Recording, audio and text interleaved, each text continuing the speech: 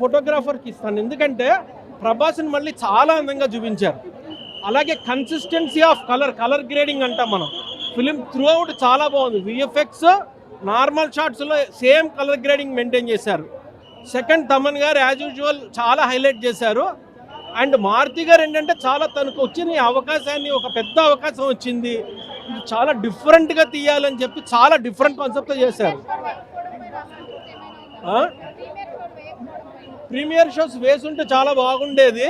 అది ఇంకొకటి ఏంటంటే ప్రతిసారి కూడా లేదు, చాలా లేట్ నైట్. నేను ఏం చేస్తున్నానంటే ప్రతిసారి తెలంగాణలో అఖండ సినిమాకి అలాగైంది, ముందు సినిమాలకి అలాగే అవుతుంది.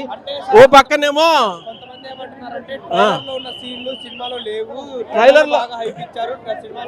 ట్రైలర్లో ఉన్న సీన్లన్నీ సినిమాలో ఉన్నాయి, ఇంకా చాలా ఎక్కువ ఉన్నాయి కూడా. తాతయ్య గెటప్ లేదు, ఎందుకంటే ఇందులో పార్ట్ 2 చూపించా, పార్ట్ 2 అని చెప్పి ఉంది.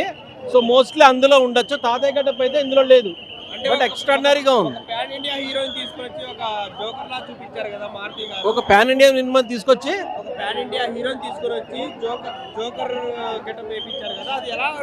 అది జోకర్ అంటే, ఇది మీరు ఇంటర్నేషనల్ థ్రిల్లర్స్ లో తీసుకుంటే, హాలీవుడ్ థ్రిల్లర్స్ లో ఆ టైప్ ఆఫ్ గెటప్స్ తో చాలా బిగ్గెస్ట్ హిట్స్ వచ్చాయి. సో ఆ ఫ్లేవర్ తీసుకున్నాడు ఆయన. బట్ అది క్లైమాక్స్ లో వస్తుంది తప్ప మిగిలిన సినిమా అంతా గెటప్ ఎక్కడ లేదు. అది యాక్చువల్గా తమన్ గారి background music as usual extraordinary ఉంది. కొన్ని షాట్లు అయితే జల్లు అనిపించాయి, ఒళ్ళు జల్దరించింది.